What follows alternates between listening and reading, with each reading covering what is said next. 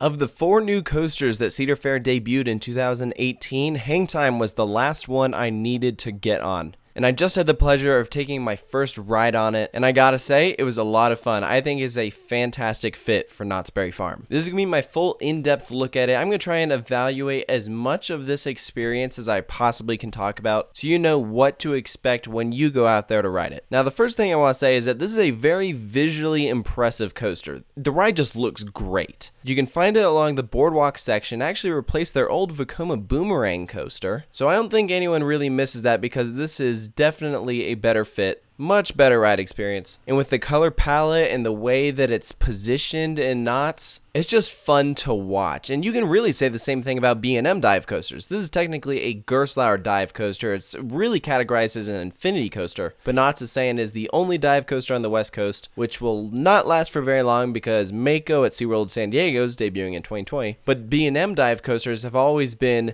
big crowd pleasers with the public. They love watching them, and riding them always freaks them out because of that hanging that does over the drop. And of course, Hangtime has that feature, so a lot of the public are intimidated by this ride. That being said, drawing the comparison between a Gerstlauer dive coaster and a B&M dive coaster, I would actually take the Gerstlauer dive coaster over a B&M. I think this has a much more complete layout because unlike a B&M dive coaster, the drop isn't like the main part of the ride. I wouldn't even say the drop is the best part of Hangtime. There's so much more to the ride experience than you get with a B&M dive coaster. That's why I like these so much. So I would not complain if we saw more of them. As for how it rides as an infinity coaster, I've gotten the chance to ride a few infinity coasters now, including the Smiler, Carnan, Carajo, and I'd probably take all of those over Hangtime.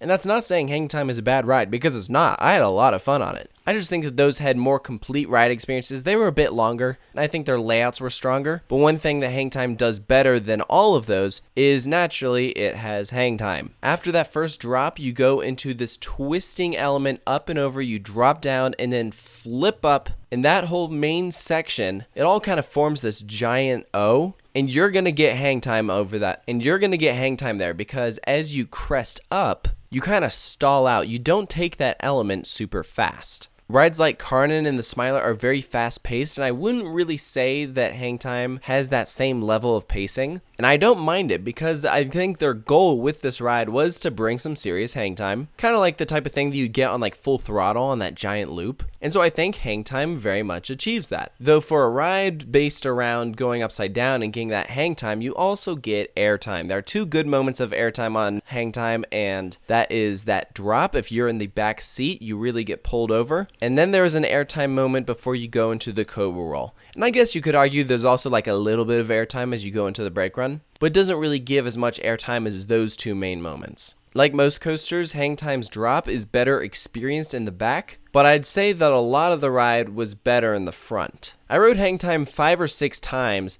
and only one of those times was in the front. Most of the time was actually in the back. But I think you can really enjoy this coaster from any seat. It only has 4 rows, so it's not a huge drastic difference between the front and the back. There's some coasters where it's like night and day, and this isn't one of those rides. So chances are you'll probably like it wherever you sit. The other thing I want to talk about is that this ride is smooth. Before I went into it, I had heard from some people that, oh, Hangtime was kind of getting rough or it was developing a rattle. No, I thought it was smooth. It was still riding very well, so I didn't have any complaints there. But I wouldn't say that Hangtime's ride duration is very long. Ironically, I feel like the coaster's duration is extended by like 5 to 7 seconds just by that holding brake. And as dumb as it sounds, I think that's one of my complaints with Hangtime is I think it holds you over the drop for too long. A B&M dive coaster will hang you over between 3 and 5 seconds, just enough to freak you out a bit. Hangtime holds you up there for so long, and I don't really know why. And the other thing that you'll notice the difference between this and a B&M dive coaster is this, as soon as it releases you from the holding brake,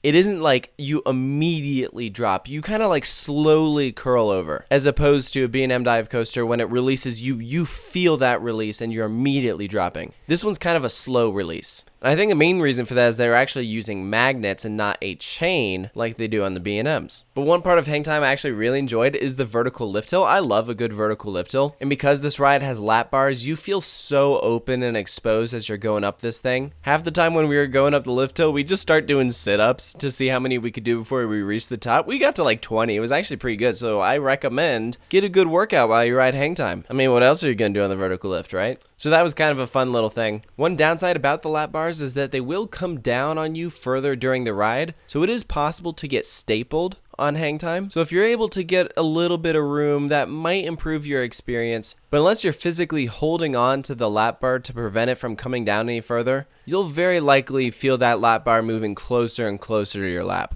But aside from that, I'd say the restraints are comfortable. They're comfortable seats. Overall, I like the trains. And something that's fun, the headboards are actually little surfboards. So it really kind of adds to the theme that they're going with here. The word Hangtime is kind of a play on words because yes, they're referring to the motion that you're going to get on some of those inversions, but it's also a surfer theme. Hence why you got that blue track and the tan supports that kind of mimic an ocean. And so you got a very beach-like setting with your entrance. The queue line maybe not so much. You might notice like a little bit of detail here and there, but for the most part, Hangtime's queue line is a giant cattle pen. But I love the theme. I think it's a perfect theme for a ride like this. Now, I mentioned how Hangtime is not the longest ride in the world. You go upside down a total of 5 times. That is the ride's focus. I think that all the inversions are fine. I know there were some people that were kind of questioning the layout, saying, well, it's kind of weird that the Cobra roll is like at the end of the ride. I honestly didn't care. I think it's just fine. I don't have any complaints regarding that. Like I said, it was just kind of like a little short, but for the most part, I didn't mind. I mean, I think the Hangtime is a very rewritable coaster.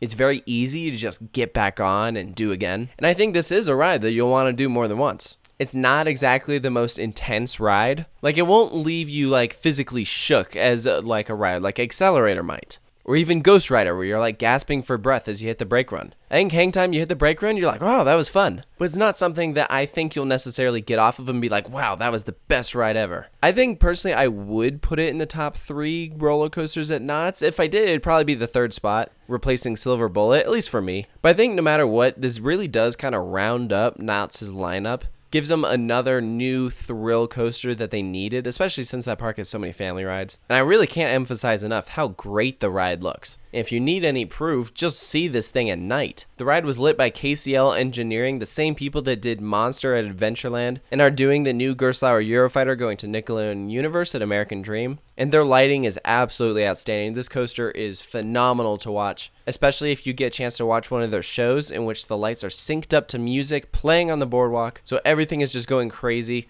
Probably my favorite ride I got on Hangtime was during one of those light shows. And so it just made the experience so much cooler because as you're going through this layout, the track is just constantly changing colors, doing all this crazy stuff. It's awesome. I had so much fun just watching this thing. And that's one thing I like about it is even if you're someone that may not be a fan of going upside down or this coaster maybe isn't for you, you can still enjoy the ride by just sitting there and watching it. So that's why I think it was such a smart fit for Knott's. It really caters to their audience. So for Hangtime's final score, I'm going to give it an 8.5 out of 10. I don't really have any major complaints with Hangtime, as I mentioned earlier. Like I said, it's not like my favorite ride or anything, but I think everything it does well. And it's a great supporter coaster for Knott's. My favorite ride there is still Ghost Rider, but it's also just such a drastically different experience than Hangtime. So if you're a big fan of the type of elements that Hangtime is doing, this might be your favorite ride at Knott's. It's tough to say, but I think either way, you should come out to Knott's Berry Farm, check out Hangtime, the new Gerstlauer Infinity Coaster just opened up in 2018. So I hope you enjoyed this review. Be sure to stay tuned for more. Hit that subscribe button. I got a full playlist of roller coasters that I've reviewed, organized in alphabetical order by the coaster's name. Be sure to go check that out. And of course, stay tuned for more here at Coaster Studios. I'll catch you guys next time.